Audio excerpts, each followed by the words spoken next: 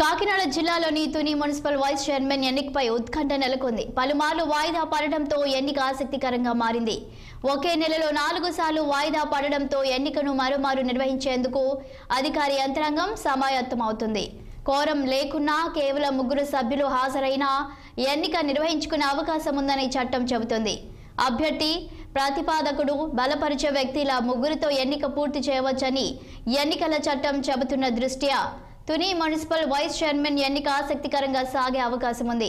దీనిపై మరింత సమాచారం మా ప్రతినిధి దురాని అందిస్తారు. తుని మున్సిపల్ వైస్ చైర్మన్ ఎన్నిక తీవ్ర ఉద్రిక్తుల నడుమ గందరగోళ పరిస్థితులు నెలకొన్నాయి. రాష్ట్ర ఎన్నికల కమిషన్ రాష్ట్రంలోని అన్ని మున్సిపాలిటీల్లో ఉన్న ఖాళీలకు ఎన్నికల నోటిఫికేషన్ ప్రకటించినప్పటికీ అన్ని ఎన్నికలు సజావుగా సాగిన పాలకొండ, తుని నియోజకవర్గాలు, తుని మున్సిపాలిటీలు మాత్రం ఉద్రిక్తకు గందరగోళం దారితీశాయి. ఇందులో భాగంగా తుని మున్సిపల్ వైస్ చైర్మన్ కోసం 4 సార్లు ఎన్నిక కోసం తీవ్ర ప్రయత్నాలు జరిగినాయి. 4 సార్లు కూడా అంటే ఈ ఫిబ్రవరి 1 నెలలోనే 3వ తేదీ, 4వ తేదీ, అలాగే 17, 18 ఈ 4 తేదీల్లో కూడా స్వయంగా జాయింట్ కలెక్టర్ రాహుల్ మీనా స్వయంగా దగ్గరుండి ఎన్నిక జరిపించే ప్రక్రియ చేపట్టారు. అయితే కోరం లేకపోవడంతో 4 సార్లు వాయిదా పడింది. కోరం లేకపోవడం అంటే వాస్తవంగా ఈ గణాంకాలు పరిశీలిస్తే కనుక తుని మున్సిపాలిటీలో 30 స్థానాలు ఉన్నాయి. ఈ 30 స్థానాలు వైఎస్ఆర్ కాంగ్రెస్ పార్టీ అధికారంలో ఉండగానే ఎన్నిక ఏకపక్షంగా సాగి 30 స్థానాలు వైసీపీ గెలుచుకుంది. అయితే అందులో 2 ఖాళీలు ఏర్పడ్డాయి. తెలుగుదేశం ప్రభుత్వం అధికారంలోకి వచ్చిన తర్వాత 10 మంది కౌన్సిలర్లు తెలుగుదేశం సైకిల్ ఎక్కేశారు. దీంతో ఉన్న ఖాళీలో గనక పరికిస్తే గనక 17 మంది మాత్రం వైసీపీ పక్షాన మిగిలారు. వీరిని కూడా తన పక్షాన లాక్కొని వైస్ చైర్మన్ ఎన్నికను ఏకపక్షంగా సాగించాలని తెలుగుదేశం నాయకులు భావించారు. అయితే దాడిశెట్టి రాజా, మాజీ మంత్రి దాడిశెట్టి రాజా మాత్రం ప్రస్తుతం అయితే వైఎస్ఆర్ కాంగ్రెస్ పార్టీ జిల్లా అధ్యక్షుడు కావడంతో ఆయన కూడా ప్రతిష్టాత్మకంగా తీసుకొని వైస్ చైర్మన్ ఎన్నిక తన చేజారిపోకూడదంటూ చాలా పట్టుదలగా వ్యవహరించారు.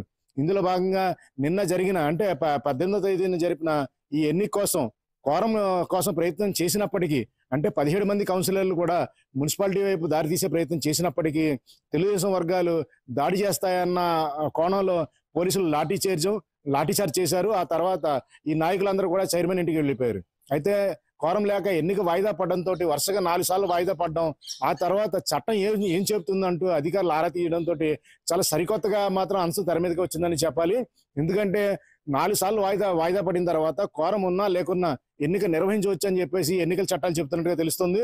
ఇందులో భాగంగా చూసుకుంటే గనక కనీసం 3 సభ్యులు అంటే ఎన్నికల్లో పోటీ చేసే ఒక వ్యక్తి, ప్రతిపాదించే ఒక వ్యక్తి, బలపరిచే వ్యక్తి, 3 ఉంటే ఎన్నిక జరపవచ్చు అని చెప్పేసి ఎన్నికల చట్టం చెప్తుంది. ఈ ప్రకారం చూసుకుంటే కనుక కేవలం 3 సభ్యులు అక్కడ ఉంటే ఎన్నిక పూర్తయిపోతుంది. అలాగూ తెలుగుదేశానికి 10 మంది కౌన్సిలర్ల మద్దతు ఉంది కాబట్టి తెలుగుదేశం తరఫున చాలా సునాయాసంగా ఎన్నిక జరిగే అవకాశం ఉంది. అయితే ఆ ఎన్నిక అలా నిర్వహించే అవకాశం ఇస్తారా, లేకపోతే వైఎస్ఆర్ కాంగ్రెస్ చెందిన కౌన్సిలర్లు కూడా ఎన్నికకు హాజరయ్యి తమ పట్టు నిరూపించుకుంటారు అన్నది మాత్రం చాలా వేచి చూడాల్సిన ప్రశ్నే. ఎందుకంటే ఎన్నిక కోసం కావాలంటే ఎన్నిక జరిగితే మాత్రం ఖచ్చితంగా 15 మంది సభ్యుల ఆమోదం ఉండాలి. ఇందులో 14 మంది సభ్యులు ఉన్నప్పటికీ తెలుగుదేశానికి 10 మంది ఉన్నారు. ఇంకో 4 తమ పక్షాన్ని నిలబడతారని వాళ్ళు భావిస్తున్నారు. ఇక ఎక్స్ అఫీషియో సభ్యుడిగా ఎమ్మెల్యే యనమల దివ్య ఉంటారు కాబట్టి తెలుగుదేశం చాలా సునాయాసంగా వైస్ చైర్మన్ పదవి చేజిక్కించుకుంటుంది. అలాగే త్వరలోనే చైర్మన్ పైన అవిశ్వాస తీర్మానం పెట్టి ఆ సీట్ కూడా దక్కించుకోవచ్చని తెలుగుదేశం గట్టిగానే వ్యూహం పన్నింది. ఈ కోణాలు పరికిస్తే కనుక ఈ 4 సార్లు వాయిదా పడ్డ ఎన్నిక సరికొత్త ఎన్నికల చట్టం అంశంతో మాత్రం తెలుగుదేశం జేబులోకి సునాయాసంగా చేరుతుందా, లేకపోతే వైఎస్ఆర్సీపీ గట్టి పట్టుదలతోటి ఎవరు నిరోధించి తమకే దక్కించుకుంటూ చూసుకుంటుందని మాత్రం చాలా ఆసక్తికర ప్రశ్నగా మిగిలినుంది. త్వరలో మరి కొద్ది రోజుల్లోనే ఎన్నికల కమిషన్ తేదీ నిర్ణయించనుంది. దీంతో పాటే తుని మున్సిపల్ వైస్ చైర్మన్ ఎన్నిక మాత్రం తీవ్ర ఉత్కంఠ ఆసక్తిగా పరిణామాల నేపథ్యంలో జరగనుంది. వీడియో జర్నలిస్ట్ చిన్నితో నదీం ఖాన్ దురాని, కాకినాడ జిల్లా. ఆర్ఎంపీ, పీఎంపీ వైద్యుల